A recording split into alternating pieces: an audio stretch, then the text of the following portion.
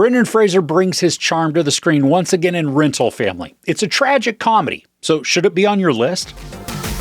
An American actor in Tokyo struggling to find purpose lands an unusual gig, working for a rental family agency, playing stand-in roles for strangers. So in addition to Fraser, this also stars Takehiro Hira, Mari Yamamoto, Shannon Gorman, and Akira Emoto. And the premise is simple, but it's deep.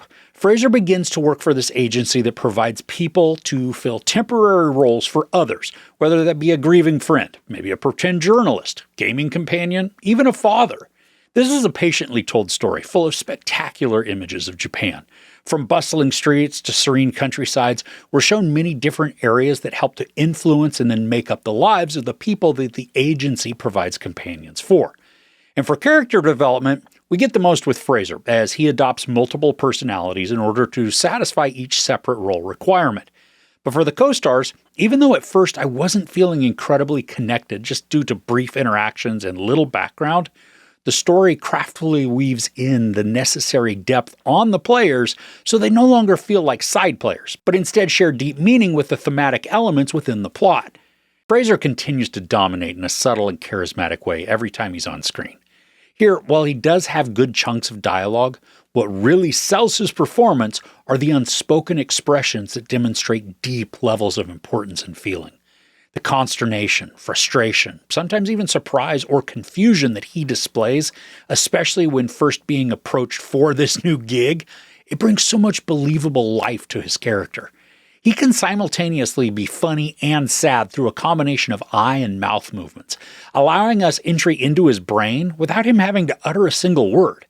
And I love, too, that the story doesn't rush him into this job and then have him instantly excel at it.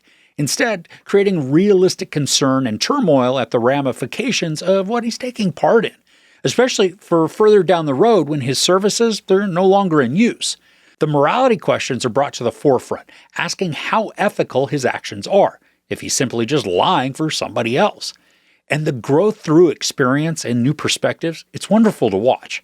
Thankfully, just like the patience of the character development, the adoption of what he's willing to do and to what degree he participates, that's not rushed, but it also comes about naturally and organically. Now, I mentioned this was a tragic comedy, and while there is a lot that can create laughter and chuckles, there's also this sense of melancholy that simply through setups of the storylines, we know that not everything is going to be smooth sailing or without complications. And this balance is what adds so much beauty to the storytelling. This demonstrates how life can be messy without tossing us down a well of despair and then abandoning us to wallow there. Instead, we're shown and then taken through journeys that run the gamut of joy, anger, loss, fear, regret, success, sometimes elation. And it's these more dour moments that then allow the happy and uplifting ones to shine even more. Now, I wouldn't call the ride through the emotions like a roller coaster, because that's more tumultuous, even violent of an experience with sudden highs and lows. Here, it's more like floating along a current that sometimes gets choppy and other times it's very smooth, but you can anticipate the rough patches well before they arrive. This is about an hour 45, and some moments do feel slower than others, where we're being shown beauty shots of the settings rather than having actors on screen delivering lines or completing actions. And there are also some extended moments that just don't have dialogue. It's just the musical score and the actors being in frame. And these are all necessary to maintain the tone of the plot, allowing us to transition between emotions without the jarring effect. And there was no point in this that I was bored or restless.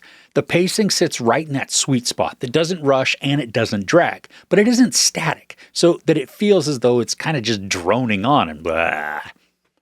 I think one of the most powerful story elements in this is the wide variety of people that Fraser is rented out to. Each of these brings the opportunity for him to experience different facets of life, which in turn then influence his own perspective and creates areas of growth. When we first meet him, Fraser's somewhat depressed, lonely, sort of just barely existing.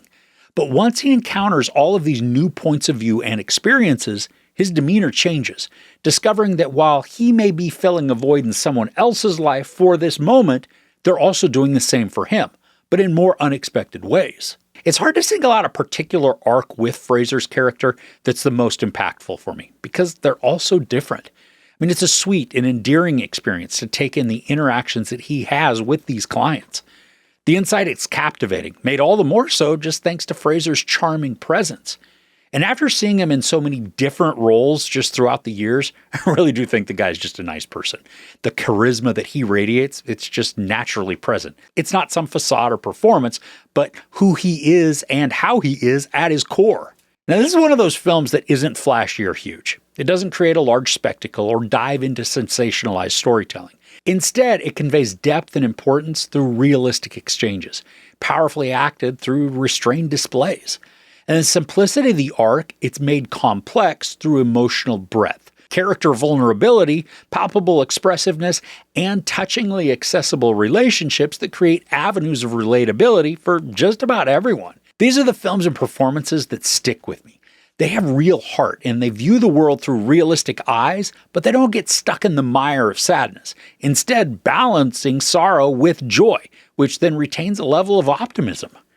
Rental Family, for me, it's kind of in the same vein as films like The Farewell, Peanut Butter Falcon, Coda, even Minari.